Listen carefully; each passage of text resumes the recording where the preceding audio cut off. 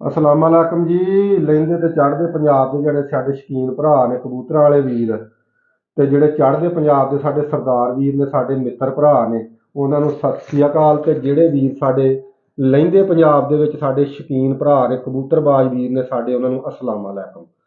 ਤੇ ਵੀਰ ਜੀ, ਗੱਲ ਇਹ ਆ ਕਿ ਅੱਜ ਅਸੀਂ ਆਏ ਆ ਉਸਤਾਦ ਪੱਪੂ ਕੋਲ, 260 ਵਾਲੇ ਕੋਲ।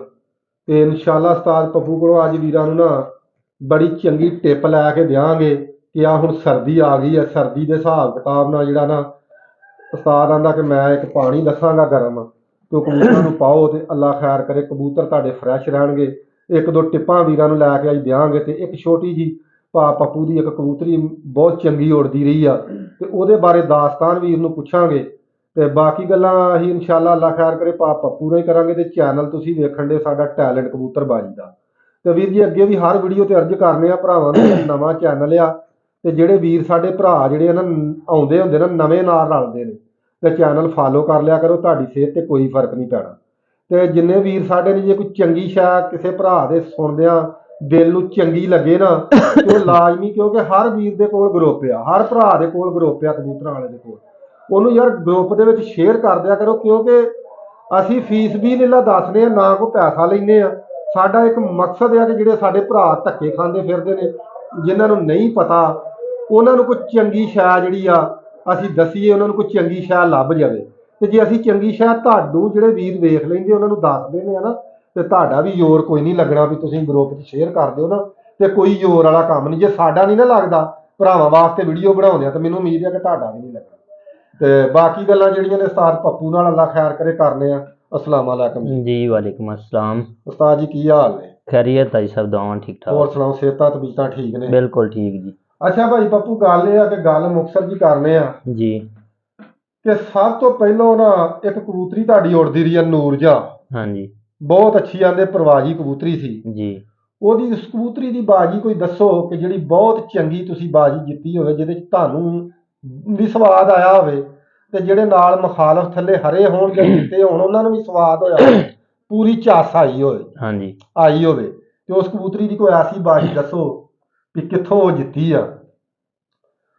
ਭਾਈਜਾਨ, ਸਭ ਤੋਂ ਪਹਿਲੇ ਤਾਂ ਮੈਂ ਸਾਰੇ ਵੀਰਾਂ ਨੂੰ ਰਿਕੁਐਸਟ ਕਰ ਸਾਂ ਕਿ ਸਾਡਾ ਨਾ ਜਿਹੜਾ ਚੈਨਲ ਹੈ ਨਾ ਜੀ, ਇਹਨੂੰ ਫੋਲੋ ਕਰਨ, ਲਾਈਕ ਕਰਨ। ਤੇ ਉਸ ਤੋਂ ਬਾਅਦ ਸਾਡੇ ਦੱਸਣ ਦਾ ਮਕਸਦ ਇਹ ਹੁੰਦਾ ਹੈ, ਹਾਂਜੀ, ਜਿਹੜੇ ਸਾਡੇ ਨਵੇਂ ਸ਼ਿਕਾਰੀ ਭਰਾ ਨੇ, ਹਾਂਜੀ, ਜਿਹੜੇ ਸ਼ਿਕਾਰੀ ਹਜ਼ਰਾਤ ਨੇ, ਨਾਂ ਵਾਲੇ ਬੰਦੇ ਨੇ, ਉਹ ਸਾਡੇ ਚੈਨਲ ਨੂੰ ਬਿਲਕੁਲ ਵੇਖਣ ਹੀ ਨਾ ਜਾਂ ਫਾਲੋ ਨਾ ਕਰਨ, ਉਹਨਾਂ ਦਾ ਨਹੀਂ ਬਣਦਾ। ਜਿਹੜੇ ਸਾਡੇ ਨਵੇਂ ਵੀਰ ਨੇ ਨਾ, ਉਹਨਾਂ ਨੂੰ ਸਾਡੀ ਰਿਕੁਐਸਟ ਹੈ ਕਿ ਸਾਡੀ ਗੱਲ ਜਿਹੜੀ ਅਸੀਂ ਦੱਸਨੇ ਆ, ਉਸਤਾਦ ਇਮਰਾਨ ਸਾਹਿਬ ਹੋ ਗਏ 244 ਵਾਲੇ, ਜਾਂ ਅਸੀਂ ਹੋ ਗਏ, ਜਿਹਦਾ ਵੀ ਤੁਸੀਂ ਕਰਦੇ ਹੋ ਇੰਟਰਵਿਊ, ਇਹ ਸਾਡੀ ਰਿਕੁਐਸਟ ਹੈ ਕਿ ਸਾਡੇ ਵੀਰੇ ਉਹ ਇੱਕ ਤਾਂ ਚੈਨਲ ਸਾਡਾ ਜਿਹੜਾ ਹੈ ਇਸ ਨੂੰ ਲਾਈਕ ਕਰੋ।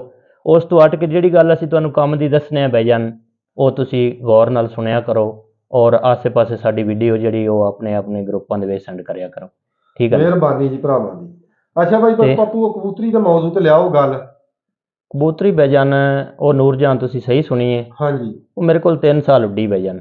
ਅੱਛਾ। ਤੇ ਉਹਦੀਆਂ ਤਾਂ ਕਾਫੀ ਭਾਈਜਾਨ, ਕਾਫੀ ਜਗ੍ਹਾ ਤੇ ਮੈਂ ਛੱਡੀ ਹੈ, ਕਾਫੀ ਬਾਜ਼ੀਆਂ ਅੱਛੀਆਂ ਉਹਨੇ ਉੱਡੀਆਂ ਨੇ, ਅੱਛੀਆਂ ਵੇਟਿੰਗ ਕੀਤੀਆਂ ਨੇ। ਅੱਛਾ। ਤੇ ਜਿਹੜੀ ਸਭ ਤੋਂ ਅੱਛੀ ਬਾਜ਼ੀ ਉੱਡੀ ਹੈ ਨਾ ਭਾਈਜਾਨ, ਜਿਹਦੇ ਵਿੱਚ ਸਾਨੂੰ ਬੜਾ ਹੀ ਸਵਾਦ ਆਇਆ। ਅੱਛਾ ਜੀ। ਉਹ ਉੱਡੀ ਹੈ ਜੀ ਕਮਾਲੀਏ ਦੇ ਨਾਲ ਹੈ, 54 ਟੁਕੜਾ ਪਿੰਡ। ਅੱਛਾ ਜੀ। ਉੱਥੇ ਤੀਸਰੇ ਸਾਡੀ ਕਬੂਤਰੀ ਉਹ ਬਰਾਬਰ ਹੋਈ 2 ਕਬੂਤਰਾਂ ਨਾਲ। 54 ਟੁਕੜਾ? ਹਾਂਜੀ, 54 ਟੁਕੜਾ। ਅੱਛਾ। ਉੱਥੇ ਤੀਸਰੇ 'ਚ ਅਸੀਂ ਬਰਾਬਰ ਕੀਤੀ। ਅੱਛਾ। ਤੇ ਮਾਸ਼ਾਅੱਲਾ ਬੜਾ ਹੀ ਉੱਥੇ ਸਵਾਦ ਆਇਆ। ਕਿਉਂ ਇਸ ਤਰ੍ਹਾਂ ਕਿ ਦੂਸਰੇ ਦਿਨ ਸਾਡੀ ਕਬੂਤਰੀ ਤਕਰੀਬਨ 2 ਵਜੇ ਬਾਜ਼ਾਰ 'ਚ ਆ ਗਈ ਸੀ, ਤੇ ਸ਼ਿਕਾਰੀਆਂ ਦੇ ਮੂੰਹ 'ਚ ਇਹ ਸੀ ਕਿ ਹੁਣ ਗਈ ਹੁਣ ਗਈ ਹੁਣ ਗਈ, ਲੇਕਿਨ 6:30 ਦਾ ਟਾਈਮ ਕਬੂਤਰੀ ਬਰਾਬਰ ਕਰਕੇ ਡਾਂਗੀ ਤੇ ਬੈਠੀ। ਅੱਛਾ। ਉਹਦੇ ਤੋਂ ਬਾਅਦ ਅਸੀਂ ਕਬੂਤਰੀ ਤੀਸਰ 'ਚ ਛੱਡੀ। ਤੀਸਰ 'ਚ 3 ਕਬੂਤਰ ਰਹਿ ਗਏ ਸਨ, ਉਹ ਤਿੰਨੇ ਅਸੀਂ ਤਕਰੀਬਨ 5:45 ਵਜੇ ਬਰਾਬਰ ਕਰ ਲਏ ਸਨ। ਸ਼ਾਮੀ ਜਾ? ਹਾਂਜੀ, ਸ਼ਾਮੀ। ਅੱਛਾ ਭਾਈ ਪੱਪੂ, ਉਹ ਜਦੋਂ ਕਬੂਤਰੀ ਤੁਸੀਂ ਉੱਥੇ ਛੱਡੀ ਤੇ ਸਿੱਧੀ ਕਬੂਤਰੀ ਛੱਡੀ ਸੀ ਜਾਂ ਉੱਥੇ ਅੱਡੇ ਕੀਤੀ? ਮੈਂ ਭਾਈਜਾਨ ਕਬੂਤਰ, ਸਾਰੇ ਮੇਰੇ ਵੀਰਾਂ ਨੂੰ ਪਤਾ ਹੈ ਕਿ ਮੈਂ ਕਬੂਤਰ ਜ਼ਿਆਦਾ ਸਿੱਧੇ ਛੱਡਣਾ। ਅੱਛਾ। ਜਿਹੜੇ ਮੈਂ ਘਰੋਂ ਛੱਡਾਂ। ਅੱਛਾ। ਵੈਸੇ ਕਿਸੇ ਦੇ ਅੱਡੇ ਲੱਗੇ ਹੋ ਛੱਡਣੇ ਤਾਂ ਫਿਰ ਤੋਂ ਅੱਡੇ ਲੱਗੇ ਹੁੰਦੇ ਨੇ। ਮੈਂ ਜਿਹੜੇ ਘਰੋਂ ਛੱਡਣਾ, ਮੈਂ ਕਬੂਤਰ ਸਿੱਧੇ ਛੱਡਣਾ। ਉਹ ਕਬੂਤਰੀ ਮੈਂ ਭਾਈਜਾਨ 3 ਜਗ੍ਹਾ ਤੇ ਛੱਡੀ ਜਿੱਥੇ ਸਾਨੂੰ ਬੜਾ ਹੀ ਜ਼ਿਆਦਾ ਸਕੂਨ ਆਇਆ। ਅੱਛਾ। 264 ਉੱਥੇ ਤੀਸਰ 'ਚ ਵਿਨਰ ਹੋਈ, ਤਕਰੀਬਨ ਕਬੂਤਰ ਉੱਡਿਆਂ ਦੀ 29। 29? ਹਾਂਜੀ, ਕੱਲੀ ਮੇਰੀ ਕਬੂਤਰੀ ਵਿਨ ਹੋ ਗਈ ਸੀ ਤੀਸਰ 'ਚ। ਤੀਸਰ ਦੇ ਵਿੱਚ? ਹਾਂਜੀ। ਉਸ ਤੋਂ ਅੱਗੇ ਜਨਾਬ ਸੇਠ ਹਲੇ ਛੱਡੀ ਏ। ਅੱਛਾ। ਹਫ਼ਤੇ ਬਾਅਦ। ਅੱਛਾ। ਉੱਥੇ ਮੇਰੀ ਕਬੂਤਰੀ ਤੀਸਰੇ ਦਿਨ ਬਰਾਬਰ ਹੋ ਗਈ ਸੀ 2 ਕਬੂਤਰਾਂ ਨਾਲ। 2 ਕਬੂਤਰਾਂ? ਹਾਂਜੀ, 2 ਨਾਲ ਹੋਈ ਸੀ। ਅੱਛਾ ਜੀ ਭਾਈ, ਜਿਹੜੀ ਇਹ ਤੁਸੀਂ ਆਖਣ ਲੱਗੇ ਕਿ ਬੜੀ ਇੱਥੇ ਸਾਨੂੰ ਯਾਨੀ ਕਿ ਬੜਾ ਚਾਸ ਆਇਆ ਜਿਹੜੀ 54 ਟੁਕੜੇ ਜਦੋਂ ਉੱਡੀ ਆ ਜੀ। ਤੇ ਉੱਥੇ ਭਾਈ ਪੱਪੂ ਕਿੰਨੇ ਕਬੂਤਰ ਉੱਡੇ ਸੀ? ਉੱਥੇ ਬਜਨ ਮੈਨੂੰ ਅੱਛੀ ਤਰੀਕੇ ਯਾਦ ਨਹੀਂ, ਲੇਕਿਨ 40 ਤੋਂ ਆਪ ਕਬੂਤਰਾਂ ਥੱਲੇ ਨਹੀਂ ਸਨ। 40 ਤੋਂ ਉੱਤੇ ਨੂੰ? ਹਾਂਜੀ 40 ਤੋਂ ਉੱਤੇ ਸਨ ਕਬੂਤਰ। ਅੱਛਾ, ਤੇ ਉਹ ਭਾਈ ਪੱਪੂ ਕਿਹੜੀ ਸਨ ਦੀ ਗੱਲ ਆ? ਬਜਨ ਹੋ ਗਿਆ ਨਾ ਤਕਰੀਬਨ ਕੋਈ ਨਾ 5 ਸਾਲ ਪਹਿਲੇ।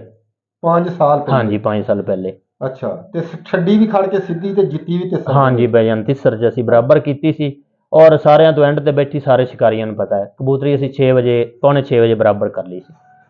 ਅੱਛਾ ਭਾਈ ਪੱਪੂ, ਜਿੱਦਣ ਉੱਥੇ ਮੋੜ ਪਿਆ, ਹਾਂਜੀ ਦੁਸਰ ਪਈ, ਹਾਂਜੀ ਪਹਿਲੇ ਦਿਨ ਜਿੱਦਣ ਛੁੱਟੀ ਆ, ਹਾਂਜੀ ਜਦੋਂ ਸ਼ਾਮ ਨੂੰ ਮੋੜ ਪਿਆ, ਹਾਂਜੀ ਕਿੰਨੇ ਕਬੂਤਰ ਉਦੋਂ ਮੋੜ ਤੇ ਉੱਥੇ ਬਜਨ 6 ਕਬੂਤਰ ਸਾਵੇਂ ਹੋਏ ਸਨ।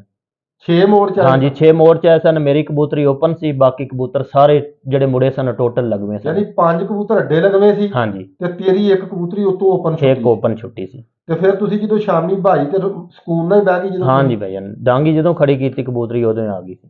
ਅੱਛਾ, ਉਹਨੇ ਨਹੀਂ ਇਹ ਗੱਲ ਕਹੀ ਕਿ ਮੈਂ ਉਪਰੇ ਥਾ ਛੁੱਟੀ? ਨਹੀਂ, ਉਹ ਕਬੂਤਰੀ ਸਾਡੀ ਇਸ ਤਰ੍ਹਾਂ ਦੀ ਹੈ, ਜਿਹੜੇ ਸ਼ਿਕਾਰੀਆਂ ਨੂੰ ਪਤਾ ਹੈ ਬਜਨ, ਉਹ ਮੈਂ ਜਿੱਥੇ ਛੱਡਦਾ ਨਾ ਉਹ ਇਸੇ ਤਰ੍ਹਾਂ ਉੱਡਦੀ ਸੀ ਕਿ ਜਿਵੇਂ ਗਾਰੀ ਉਹਦਾ ਜਿਹੜੇ ਪਿੰਡ ਛੁੱਟ ਜਾਂਦੀ ਸੀ ਨਾ, ਉਸੇ ਤੇ ਇਸ ਤਰ੍ਹਾਂ ਉੱਡਦੀ ਸੀ ਕਿ ਜਿਵੇਂ ਲੱਗੀ ਜਦੋਂ 6 ਕਬੂਤਰ ਭਾਈ ਪੱਪੂ ਉੱਥੇ ਮੋੜ ਦੇ ਵਿੱਚ ਆਏ ਜੀ, ਤੇ ਜਦੋਂ ਸਵੇਰੇ 6 ਹੀ ਮੋੜ ਕੇ ਤੁਸੀਂ ਛੱਡੇ ਦੁਸਰ ਦੇ ਵਿੱਚ? ਹਾਂਜੀ 6 ਹੀ ਕਬੂਤਰ ਉੱਡੇ ਸਨ।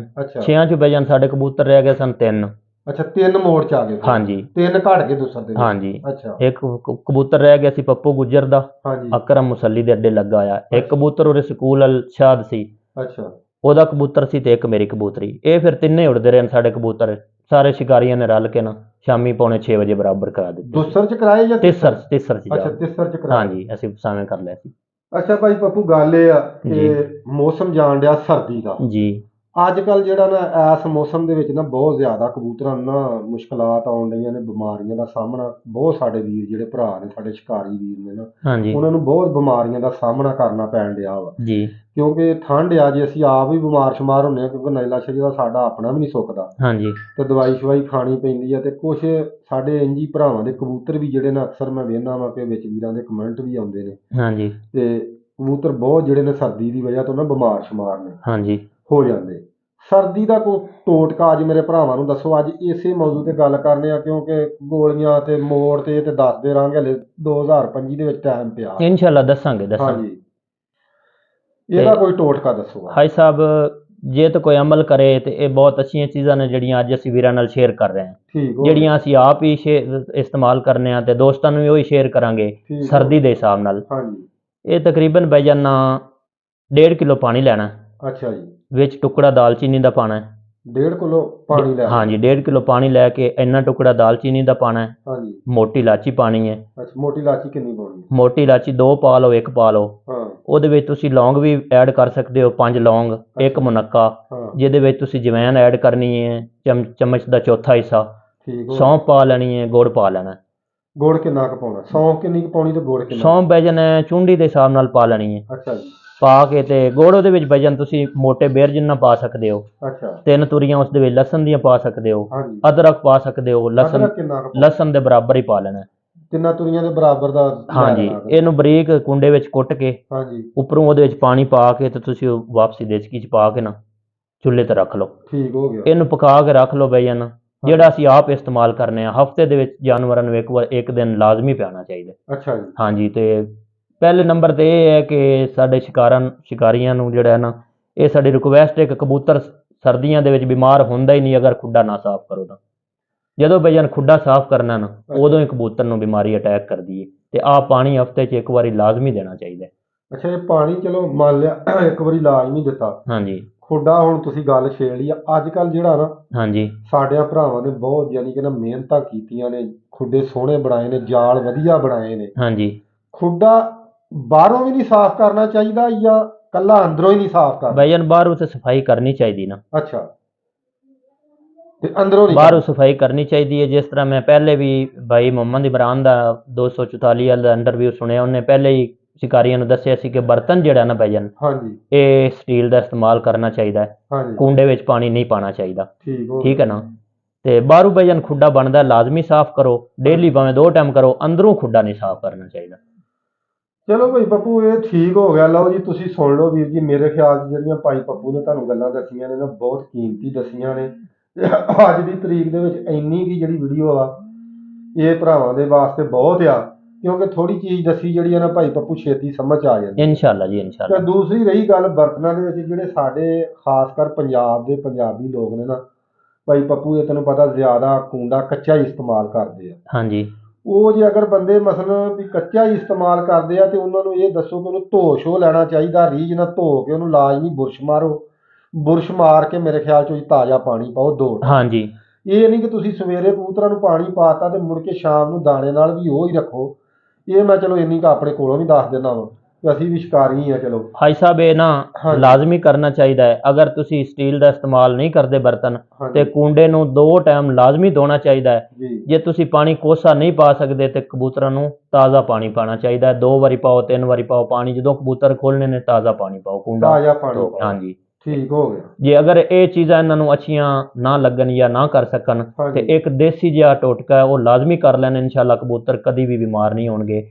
ਦੇਸੀ ਥੂਮ ਹਾਂਜੀ ਤਕਰੀਬਨ 4 ਤੋਂ 5 ਤੁਰੀਆਂ ਤੇ ਓਨਾ ਹੀ ਅਦਰਕ ਕੂੰਡੇ ਦੇ ਵਿੱਚ ਕੁੱਟ ਕੇ ਤੇ ਕੋਸਾ ਪਾਣੀ ਕਰਕੇ ਦੁੱਧ ਵਿੱਚ ਪਾ ਦਿਓ, ਕਬੂਤਰ ਉਹ ਵੀ ਪੀਣ ਹਫਤੇ ਦੇ ਵਿੱਚ 1 ਵਾਰੀ। ਇਹ ਤੇ ਆਸਾਨ ਜਿਹਾ ਤਰੀਕਾ ਨਾ, ਇਨਸ਼ਾਅੱਲਾ ਕਬੂਤਰ ਬਿਮਾਰ ਨਹੀਂ ਹੋਏਗਾ। ਲਓ ਜੀ ਇੱਕ ਛੋਟਾ ਜਿਹਾ ਹੋਰ ਵੀ ਟੋਟਕਾ ਨਾਲ ਤੁਹਾਨੂੰ, ਨਾਲੇ ਸੌਖਾ ਦੱਸਤਾ ਵੀ ਪਾਣੀ ਗਰਮ ਹੀ ਨਾ ਕਰਨਾ ਪਵੇ। ਹਾਂਜੀ। ਤੇ ਲਸਣ ਤੇ ਵੇਖੋ ਜੀ ਹਰ ਬੰਦੇ ਨੂੰ ਪਤਾ, ਜਿਹੜਾ ਸਮਝਦਾਰ ਬੰਦਾ ਨੂੰ ਪਤਾ ਵੀ ਲਸਣ ਬਹੁਤ ਚੰਗੀ ਜੀ। ਤੇ ਕਿਉਂਕਿ ਅੱਜ ਕੱਲ ਖੂਨ ਸ਼ੂਨ ਗਾੜਾ ਹੋ ਜਾਂਦਾ, ਇਹ ਖੂਨ ਵੀ ਪਤਲਾ ਰੱਖਦਾ ਆ ਜੀ ਆਈ ਸਾਹਿਬ। ਤੇ ਜਦੋਂ ਖੂਨ ਪਤਲਾ ਹੋਵੇ ਮੇਰੇ ਖਿਆਲ ਚ ਬਿਮਾਰੀ ਵੀ ਘੱਟ ਹੀ ਆਉਂਦੀ ਹੈ। ਬੈਜਨ ਜਿਹੜਾ ਨਾ ਜ਼ੁਕਾਮ, ਨਜ਼ਲਾ, ਗਲਾ ਬੰਦ, ਇਹ ਤੇ ਇਸ ਵਾਸਤੇ ਤਾਂ ਬੈਜਨ ਨੇ ਬੜੀ ਅੱਛੀ ਚੀਜ਼ ਹੈ। ਨਾ ਇੰਗਲਿਸ਼ ਗੋਲੀ ਲੈਣੀ ਪਵੇ, ਨਾ ਤੁਹਾਨੂੰ ਕਿਸੇ ਪਾਸੇ ਜਾਣਾ ਪਵੇ। ਇਹ ਦੇਸੀ ਜਿਹਾ ਟੋਟਕਾ ਹੈ, ਹਫਤੇ ਦੇ ਵਿੱਚ 1 ਦਿਨ ਲਾਜ਼ਮੀ ਕਰਨਾ ਚਾਹੀਦਾ। ਤੇ ਲਓ ਵੀਰ ਜੀ ਇੱਥੇ ਵੀਡੀਓ ਅਸੀਂ ਖਤਮ ਕਰਾਂਗੇ। ਅੱਜ ਦੀ ਵੀਡੀਓ ਇੰਨੀ ਕੀ ਆ ਤੇ ਇਨਸ਼ਾਅੱਲਾ ਨਵੀਂ ਵੀਡੀਓ ਨਾਲ ਸਾਰੇ ਦੋਸਤਾਂ ਜੀ ਅਸਲਾਮ ਵਾਲੇਕੁਮ, ਫੇਰ ਮਿਲਾਂਗੇ ਇਨਸ਼ਾਅੱਲਾ।